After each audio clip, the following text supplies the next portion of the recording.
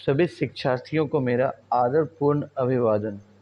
मैं मुकुंद आप सभी का स्वागत करता हूं मेरे PSRM स्टडी चैनल में। आज के वीडियो में हम लोग लॉरेंस कोहलबर्ग के नैतिक विकास के सिद्धांत के बारे में समझेंगे।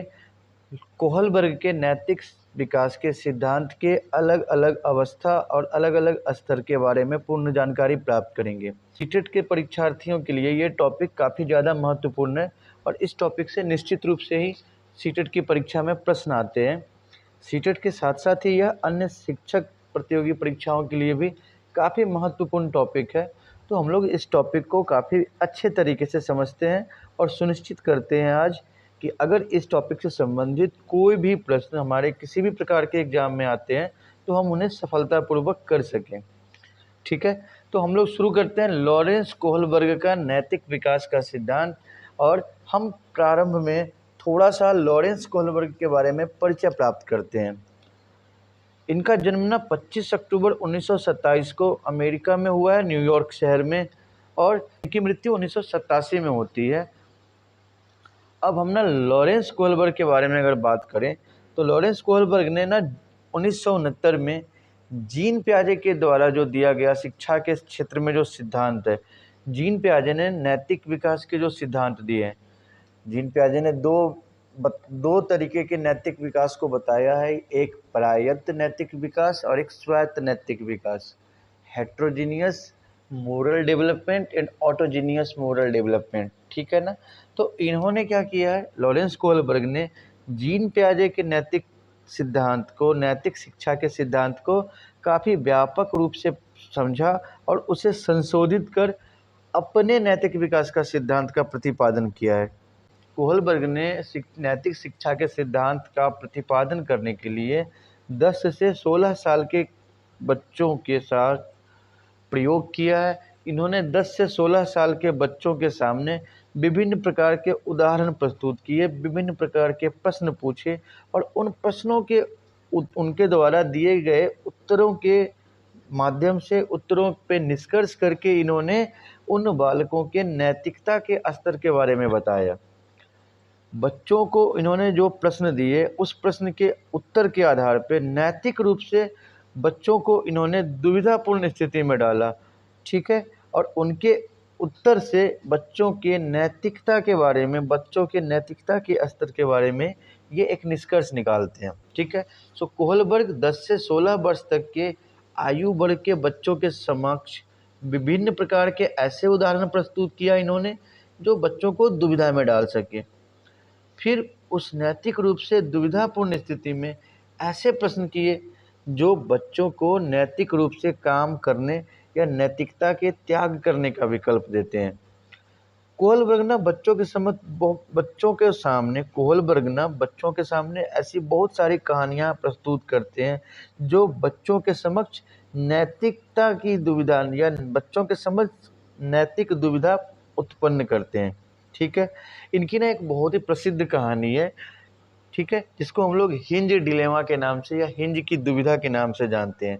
ये कहानी एक बार हम लोग भी समझ लेते हैं, सुन लेते हैं, उसके बाद इनके विकास के सिद्धांत को समझने का प्रयास करेंगे। ठीक है, इनकी ये कहानी है ना कि इस तरह से है कि एक हिंज नाम का आदमी होता है और हिंज नाम के उस आदमी की पत्नी को गंभीर बीमारी होती है। डॉक्टर ने हिंज को उसकी बीवी के इलाज के लिए, उसकी पत्नी के इलाज के लिए जो दवाई बताई होती है, वो दवा उस शहर में सिर्फ एकमात्र दवा विक्रेता के पास होता है और वह दवा विक्रेता अपनी दवा को $200 की लागत में बनाकर $2000 में बेचना चाहता है। ठीक है, बात समझ में आ रही है कि हिंद की बीवी जिस दवा से ठीक होगी, उस शहर में एक ही दवा विक्रेता है, एक ही मेडिसिन सेलर है जो ये दवा बनाया है और वो दवा बेचना चाहता है। उस दवा को बनाने की कीमत $200 थी, लेकिन वो इकलौता उत्पादक है, इकलौता निर्माता है, तो वो यह चाहेगा कि वह उस दवा को बेच के अधिकतम लाभ कमाए। तो वो ना अपनी दवा की कीमत $2000 निर्धारित करता है। हिंज बहुत ही गरीब आदमी है।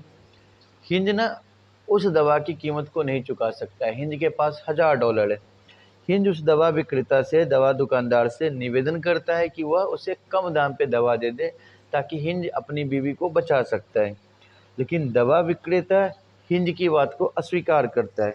उसका ये कहना होता है कि दवा के निर्माण में उसका खर्चा हुआ है, ठीक है, और वो इकलौता उत्पादक है तो वो ज़्यादा प्रॉफिट कमाना चाहता है। वो अपनी दवा को ज़्यादा दाम पे बेचेगा, कम दाम पे नहीं बेचेगा। दवा विक्रेता को इस बात से फ़र्क नहीं पड़ता है कि हिंद की पत्नी की तबीयत खराब है या उसकी जान के ऊपर बात आ जाएगी, ठीक है। अब बेचारा हिंद क्या करेगा, इसके पास तो पैसे हैं नहीं, $2000 की वो उतनी महंगी दवाई खरीद सकता है। तो एक तरफ इसकी मजबूरी होती है, दूसरी तरफ इसकी वाइफ है जिसकी तबीयत खराब है, जिसकी स्थिति गंभीर है और बिना दवा के वो मर भी सकती है, ठीक है। तो अब ना हिंद क्या करेगा, हिंद के सामने एक नैतिक दुविधा आ गई। अगर वो चोरी करता है तो गलत है, वो पकड़ा जाएगा, जेल जाएगा। अगर वो दवा नहीं चुराता है तो उसकी पत्नी मर जाएगी, फिर वो एक अच्छा पति नहीं कहलाएगा। समाज की नज़र में, खुद की नज़र में भी वो हमेशा एक गिल्टी रहेगा। अपनी बीवी की अपनी बीवी की जान नहीं बचाने का उसको हमेशा अफ़सोस होगा, ठीक है। इसी को हम ना दुविधा कहेंगे, नैतिक दुविधा। यानी नैतिक दुविधा वो स्थिति होगी जहाँ पे विकल्पों के मध्य पाता है। दो आपके पास ऑप्शन होंगे और दोनों ऑप्शन के साथ क्या सही होगा क्या गलत होगा ये विचार करने की स्थिति में आप होते हैं।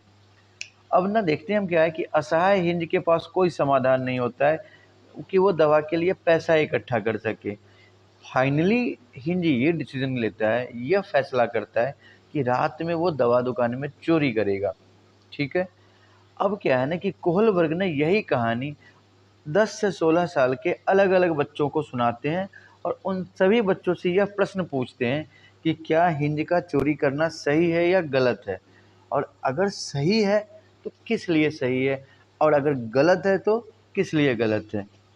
और सभी बच्चों के उत्तर और तर्क के आधार पे कोहलबर्ग ने नैतिक विकास के 3 प्रमुख चरण बताए हैं और सभी 3 प्रमुख चरण के 2-2 उपचरण या 2-2 अवस्था बताए हैं। ध्यान देंगे आप लोग, नैतिक विकास के इन्होंने 3 लेवल या 3 चरण बताए हैं और हर लेवल या हर चरण में 2-2 स्टेज होंगे, ठीक है। तो 3L2SI या 3 चरण हैं, मुख्य चरण है और हर मुख्य चरण के 2-2 उपचरण हैं, ठीक है। आप ना इसको अच्छे से यहाँ देख सकते हैं। इन्होंने ना जो नैतिक विकास के चरण बताए हैं, आप देख सकते हैं कि 3 चरण हैं, ठीक है। प्रथम चरण, द्वितीय चरण या तृतीय चरण, इसी को आप लेवल कह सकते हैं इंग्लिश में। तो लेवल 1, ठीक है, लेवल 2 एंड लेवल 3। लेवल 1 को इन्होंने नाम दिया है पूर्व रूढ़िगत और पूर्व रूढ़िगत नैतिक स्तर, जिसे इंग्लिश में हम लोग कहेंगे प्री कन्वेंशनल मोरल स्टेज।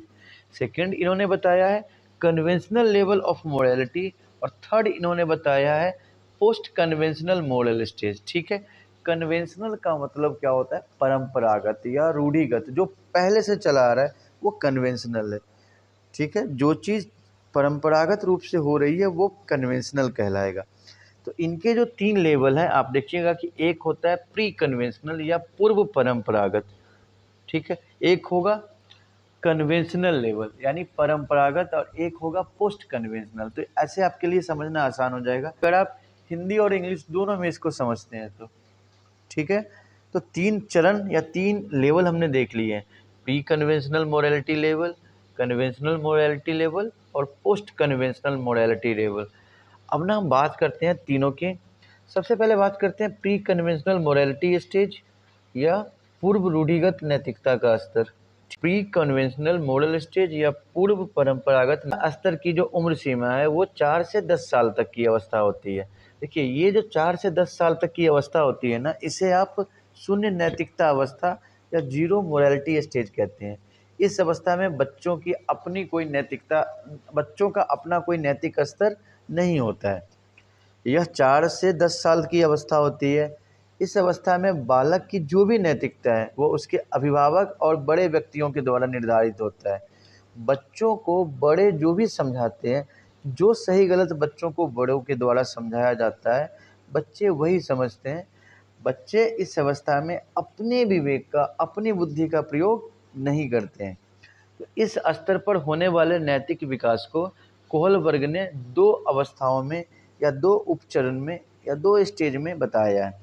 अब पहले का देखिए, 3 लेवल है, हर लेवल में 2 स्टेज हैं। तो पहला लेवल तो हम देख रहे हैं कि पहले लेवल का नाम क्या है, प्री कन्वेंशनल मोरल स्टेज और पूर्व परंपरागत नैतिक अवस्था। यहाँ पे इस अवस्था में जो 2 स्टेज है हम लोग उसको समझते हैं, या जो 2 उपचरण है।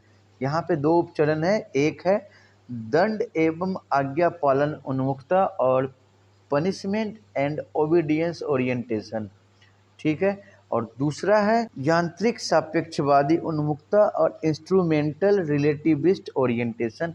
दोनों को हम समझते हुए चलते हैं। सबसे पहले बात करते हैं दंड एवं आज्ञा पालन उन्मुखता। हम लोगों ने पहले ही समझा है कि पूर्व परंपरागत नैतिक स्तर और प्री कन्वेंशनल मोरल स्टेज का जो उम्र सीमा है वो 4 से 10 साल होती है। इस अवस्था में बच्चे का अपना कोई नैतिक स्तर नहीं होता है। 4 से 10 साल की आयु वर्ग में जो बच्चे होते हैं ना, वो डर के मारे कोई काम करते हैं। वो उनका जो नैतिक स्तर होता है वो बस इतना ही होता है कि जो काम उन्हें कहा गया है बड़ों के द्वारा, शिक्षकों के द्वारा, या उनके फैमिली में माता पिता हो गए, या जो भी उनको आज्ञा दे सकते हैं, ऑर्डर दे सकते हैं, अगर बच्चा उनकी बात मानेगा तो उसे अगर बच्चा उनकी बात नहीं मानेगा तो उसे दंडित किया जा सकता है। बड़े लोग, उसके टीचर उसको दंडित कर सकते हैं। तो बच्चा यहाँ पे ना परिणाम के बारे में सोचता है कि अगर कोई काम वो नहीं करता है या करता है तो उसका क्या परिणाम होगा, ये ध्यान में रख के बच्चा काम करता है, ठीक है। बच्चे इस अवस्था में बड़ों के द्वारा दंडित होने से बचने के लिए ही नियम का अनुपालन करते हैं। बच्चे भौतिक परिणाम के आधार पर ही किसी काम को सही या गलत समझते हैं। उन्हें नैतिकता की ज़्यादा समझ नहीं होती है। किसी काम को करने से क्या होगा, बस इतना समझ में आता है। जैसे बच्चे को होमवर्क करना है तो वो ये सोचता है कि अगर वो होमवर्क कर लेगा तो मैडम उसकी पिटाई नहीं करेंगी स्कूल में, अगर वो नहीं करेगा तो अगले दिन मैडम पिटाई करेंगी या डांट देंगी या क्लास के बाहर कर देंगी। तो बस वो दंडित होने से बचने के लिए होमवर्क करते हैं।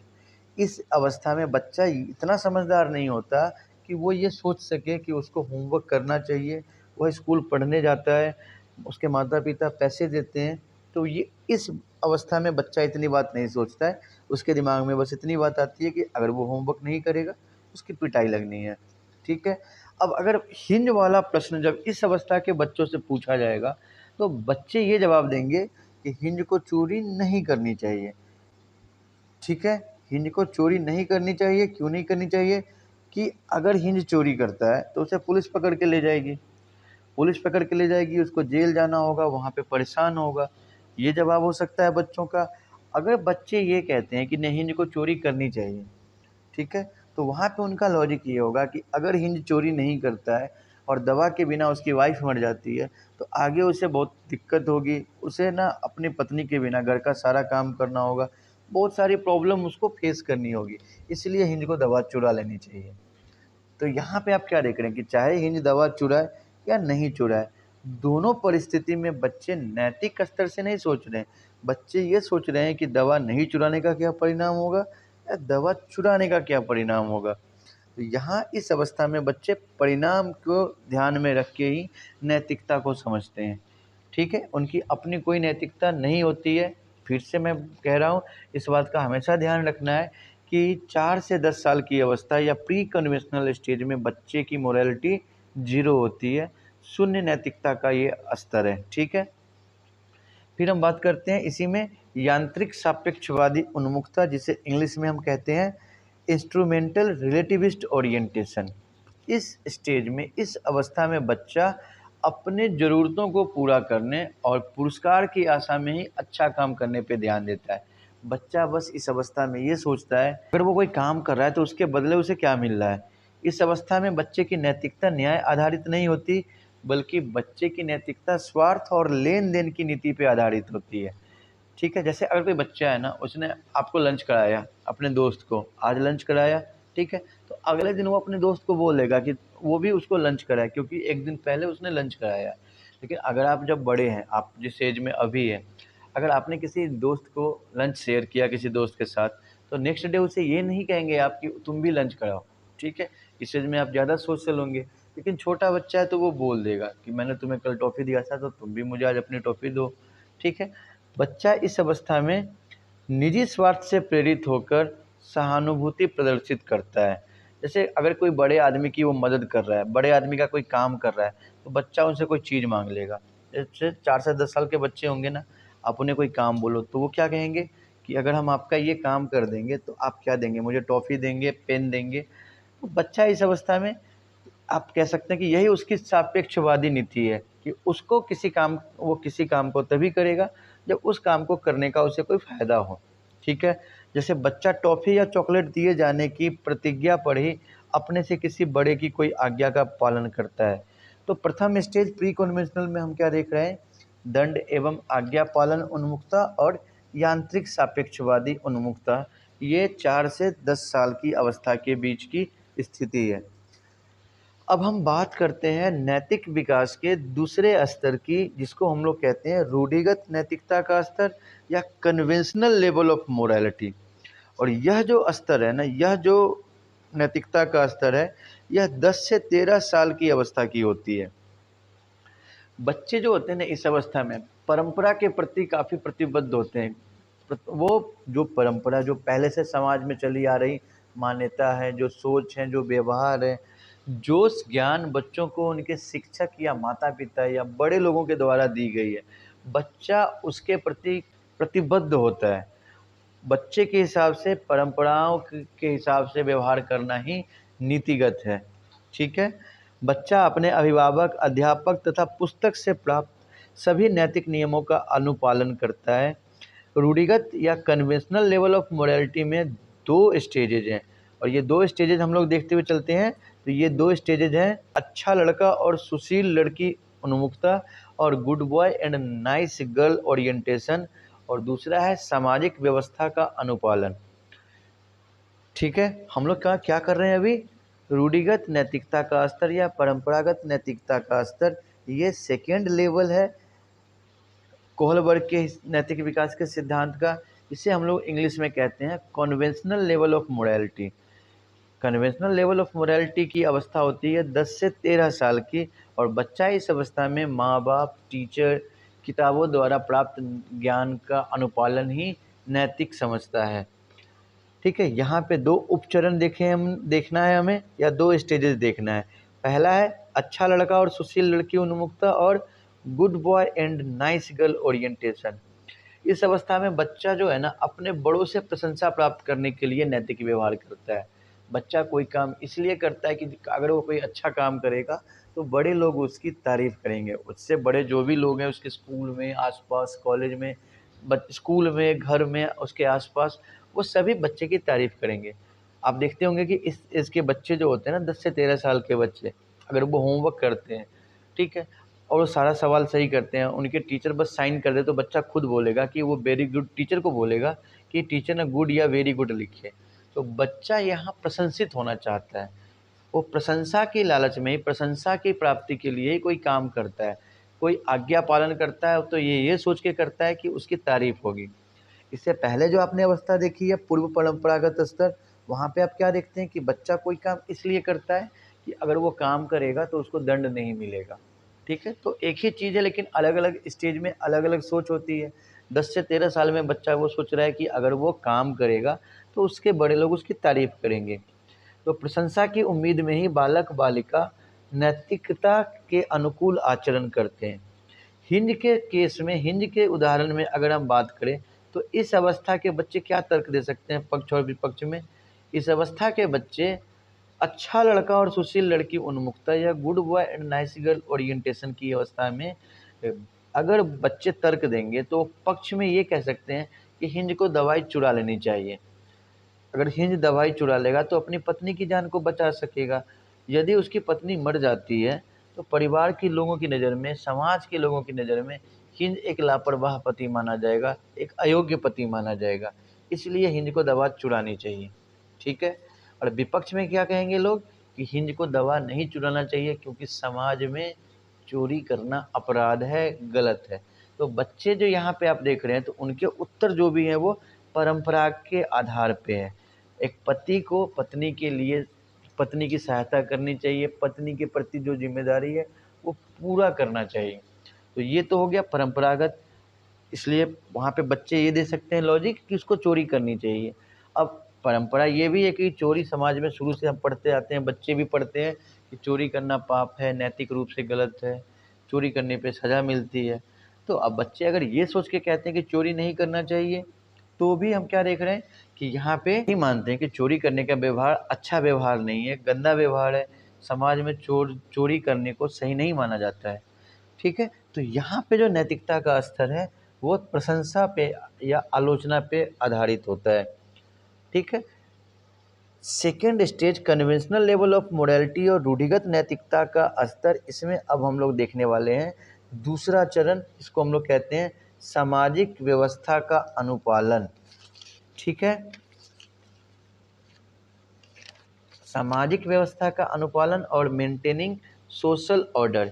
इस अवस्था में बच्चे ना सामाजिक नियमों का अनुपालन बहुत उत्साह के साथ करते हैं।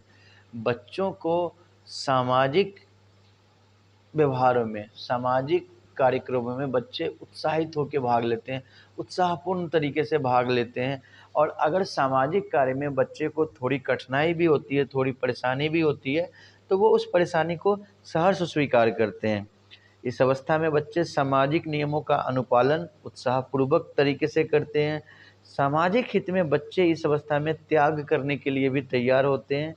बच्चा ये विश्वास करता है कि सामाजिक नियमों का अनुपालन, सभी लोगों को समाज के नियमों का पालन करना चाहिए। ठीक है, बच्चा इस अवस्था में 10 से 13 साल की अवस्था में सामाजिक व्यवस्था का अनुपालन करना पसंद करता है। हिंद के संबंध में संभावित तर्क इस तरीके से दिया जा सकता है कि अगर हिंद वाले के केस में चोरी करने के पक्ष में अगर कोई बच्चा तर्क दे रहा है, तो वो ये कहेगा कि पत्नी को बचाने के लिए हिंद को दवा चुरा लेनी चाहिए। ठीक है ना? क्योंकि समाज में हम क्या देखते हैं कि हर एक पति को पत्नी की मदद करनी चाहिए, पत्नी के लिए जो जिम्मेदारी है वो पूरी करनी चाहिए। तो अगर हिंद एक अच्छा पति है तो उसे पत्नी को बचाना चाहिए, पत्नी को बचाने के लिए उसको चोरी करना होगा तो चोरी कर लेना चाहिए। विपक्ष में हम क्या कहेंगे कि नहीं, हिंद को चोरी नहीं करना चाहिए, क्योंकि हमारे समाज में चोरी को सही काम नहीं माना गया है, चोरी को गलत माना गया है। तो हिंद अगर चोरी करता है तो वो सामाजिक नियमों के खिलाफ होगा। ठीक है, तो ये हम क्या देख रहे थे, रूढ़िगत नैतिकता का स्तर या कन्वेंशनल लेवल ऑफ मोरालिटी। अब हम लोग ना कोहल वर्ग के तीसरे नैतिक चरण को, तीसरे नैतिक स्टेज को देखेंगे, जिसे कहा गया है उत्तर परंपरागत नैतिकता स्तर और उत्तर रूढ़िगत नैतिकता स्तर, या फिर पोस्ट कन्वेंशनल मोरालिटी स्टेज। ठीक है, ये जो पोस्ट कन्वेंशनल मोरालिटी स्टेज या उत्तर परंपरागत नैतिकता स्तर है, ये नैतिक विकास का यह सर्वोच्च अवस्था है। उत्तर परंपरागत नैतिकता स्तर नैतिक विकास की सर्वोच्च अवस्था होती है। इस अवस्था में बच्चा पारंपरिक नैतिक नियमों का स्वतः अनुपालन नहीं करता है, बल्कि वह पारंपरिक नियमों का अपनी बुद्धि के अनुसार, अपने विवेक के अनुसार तार्किक विश्लेषण करता है। देखिए, समाज में जो प्रचलित नियम है, जो परंपरागत नियम है, जो पहले से चले आ रहे हैं, तो बच्चा ऐसा नहीं कि उसको वैसे ही स्वीकार करेगा। बच्चा इस अवस्था में तर्क करता है, वो पुराने नियमों का अनुपालन नहीं करता है, अपने हिसाब से वो सोचता है कि क्या करना चाहिए। वो पुरानी सोच, पुरानी परंपरा सही है अगर उसके हिसाब से, तो अनुपालन करेगा। अगर उसको लगता है कि यह सही नहीं है तो वो उसका खंडन करेगा। बच्चे अपने बड़ों द्वारा सिखाए गए नियमों में आवश्यकता अनुसार संशोधन कर सकते हैं। बच्चों को लगता है कि अगर पुरानी बातों में, पुराने नियम में थोड़ा परिवर्तन किया जाए तो वो करेंगे। उन्हें लगता है कि अगर पुराना नियम सही है तो उसका अनुपालन करेंगे। ठीक है, यहाँ बच्चों के ऊपर फोर्स्ड मोरालिटी नहीं होती है, ये खुद से अपने हिसाब से उसका विश्लेषण करेंगे, वेरीफाई करेंगे। इस अवस्था में देखते हैं हम क्या कि बच्चा जो होता है ना, नैतिक व्यवहार जो बच्चा करता है उसमें उसका आंतरिक नियंत्रण होता है। आंतरिक पक्ष अपने मानसिक पक्ष के आधार पे, संज्ञानात्मक पक्ष के आधार पे बच्चा डिसाइड करता है कौन सा काम नैतिक है और कौन सा काम नैतिक नहीं है। ठीक है, कोहल वर्ग ये मानते हैं कि लगभग 25% व्यक्ति ही नैतिकता के इस स्तर तक पहुंच पाते हैं। ठीक है, तो कन्वेंशनल मोरालिटी स्टेज या उत्तर रूढ़िगत नैतिकता स्तर के हम लोग दो चरण को देखेंगे या दो स्टेज को देखेंगे। ठीक है, पहला स्टेज है सामाजिक अनुबंध उन्मुखता और दूसरा स्टेज है सार्वभौमिक नैतिक सिद्धांत। ठीक है, पहला क्या है? सामाजिक अनुबंध उन्मुखता और दूसरा क्या है? सार्वभौमिक नैतिक सिद्धांत उन्मुखता। ठीक है, सामाजिक अनुबंध उन्मुखता को हम कह सकते हैं सोशल कॉन्ट्रैक्ट ओरिएंटेशन। इस अवस्था में किशोर क्या करते हैं? इस अवस्था में जो किशोर होते हैं वो लोकतांत्रिक मूल्यों का सम्मान करते हैं। देखिए 10 से 13 साल तक पूर्व परंपरागत स्टेज है। 13 साल के बाद की जो आयु है वो उत्तर परंपरागत नैतिक विकास का स्तर है या पोस्ट कन्वेंशनल मोरालिटी स्टेज है। तो बच्चा ने यहाँ पे लोकतांत्रिक मूल्य का आदर करना सीख जाता है। बच्चा सभी का सम्मान करना सीखता है। बच्चा सभी व्यक्ति के पसंद नापसंद अधिकार, ठीक है, इन सब के बारे में समझने लगता है। ठीक है, वो सभी वैयक्तिक विभिन्नता का आदर करने लगता है। उसे समझ में आ जाता है कि सभी लोग अलग अलग होते हैं, तो उनके बीच में जो विभिन्नता है उसको वो सामान्य रूप से लेता है। इस अवस्था में बच्चे इस बात में विश्वास करते हैं कि सभी के भलाई के लिए समाज में जो नियम बनाए गए हैं उसका अनुपालन होना चाहिए।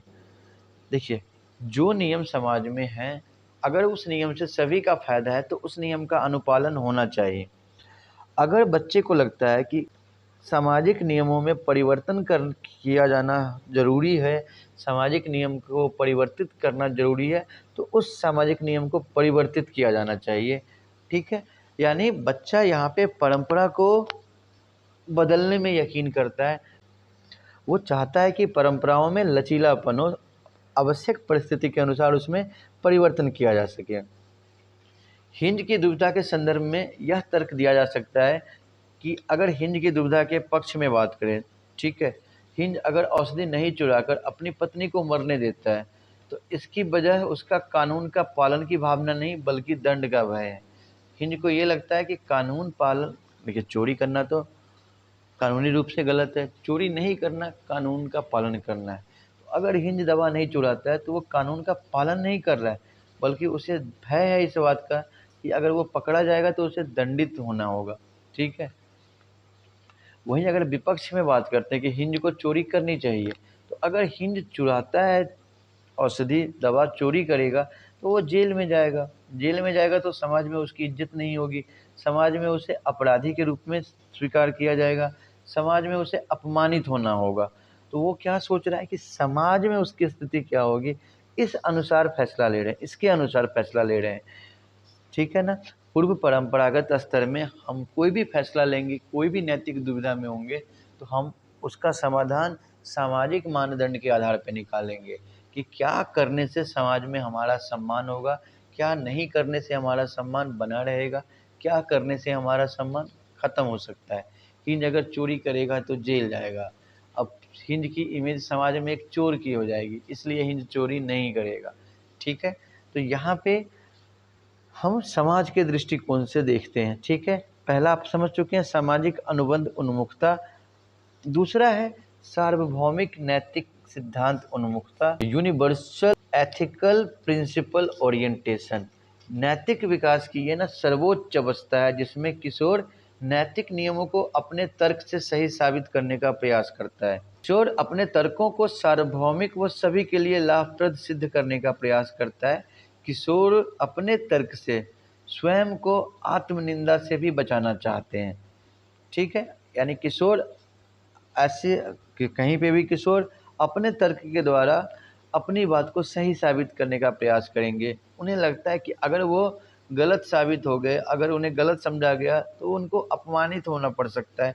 इसलिए वो जो भी कहते हैं, वो जिस भी नियम का समर्थन करते हैं, उस नियम को सही साबित करने के लिए तरह तरह के तर्क दिया करते हैं। ठीक है, अब हिंद की दुविधा के संदर्भ में इस अवस्था में क्या तर्क दिया जा सकता है, तो हम ना इसके पक्ष और विपक्ष दोनों तर्क को समझते हैं।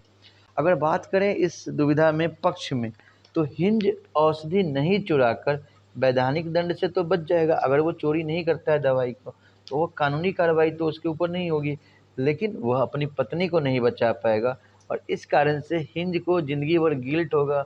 उसकी अंतरात्मा उसे कचोटेगी, धिक्कारेगी कि वो अपनी पत्नी को बचा सकता था लेकिन नहीं बचाया। अगर हम विपक्ष की बात करते हैं, अगर हिंद चोरी कर लेता है तो उसको हमेशा ये अफ़सोस होगा कि उसने गलती की है, चोरी करना पाप है। हिंद को इस बात का ना अपने मन में गिल्टी फीलिंग आएगी, अपनी अंतरात्मा से वो ये स्वीकार नहीं कर पाएगा कि वो चोरी कर गया था या उसने कभी चोरी की है। तो आप क्या देख रहे हो कि इस उत्तर परंपरागत नैतिकता स्तर में किशोर खुद से चिंतन करते हैं। वो अपने समाज के अन्य व्यक्तियों के द्वारा या माता-पिता के द्वारा बताए गए परंपराओं को, बताए गए नियमों को स्वतः स्वीकार नहीं करते हैं, बल्कि उन नियमों की व्याख्या करते हैं, विश्लेषण करते हैं और उसके बाद उनका अनुमोदन करते हैं। उसके बाद उन नियमों को वो निर्णय लेते हैं कि उन नियमों का अनुपालन करें या उसकी अवमानना करें। ठीक है? तो हम लोग ना इस तरीके से कोहल वर्ग के नैतिक विकास के सिद्धांत को समझ चुके हैं। हम लोगों ने आज की वीडियो में कोहल वर्ग के नैतिक विकास के सिद्धांत के अंतर्गत उसके 3 लेवल और हर लेवल के 2-2 स्टेज के बारे में जानकारी प्राप्त की है। मैं आशा करता हूं कि अब आप ना कोहल वर्ग के नैतिक विकास के सिद्धांत से संबंधित प्रश्नों को अपने एग्जाम में सफलतापूर्वक करेंगे।